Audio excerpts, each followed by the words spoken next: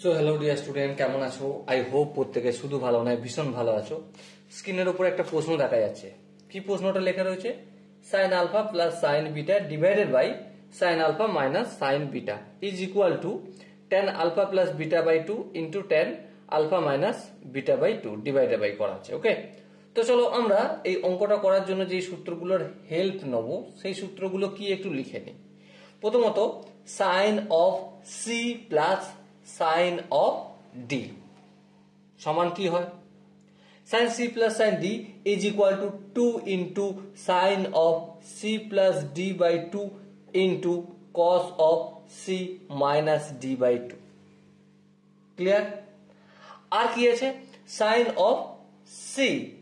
Of C minus sine of D equal to কি হয়?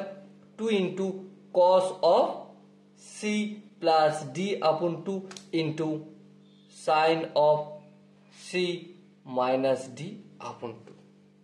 ওকে, তো এই ফর্মুলাগুলো অ্যাপ্লাই করে দিই এখানে আমরা ফটাফট করে। 2 into sine C plus D মানে আলফা প্লাস বিটা বাই 2, তাহলে লিখে দাও alpha plus beta by 2 into cos of alpha minus beta by 2। নিচেরটা কি হবে? 2 into cos of alpha plus beta by 2 into sine of alpha minus beta by 2। এই দুই কেটে গেল। এখানটার মানে কি? এখানটার মানে হচ্ছে tan of alpha plus beta by 2। আর এখানটার মানে কি?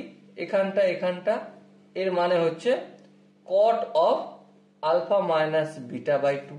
আচ্ছা, কট মানে কি? 1 by tan alpha tan theta, তাই না? তো এখানে tan of alpha plus beta by 2 আর নিচেতে tan of alpha minus beta by 2 প্রমাণ হয়ে গেল। Okay, so dear student, I hope তোমরা এই কোশ্চেনটা খুব সহজেই বুঝতে পেরেছো।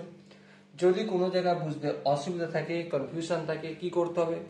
ছোট ছোট কয়েকটা কাজ করতে হবে, যেমন কমেন্ট সেকশনে গিয়ে জানাতে হবে।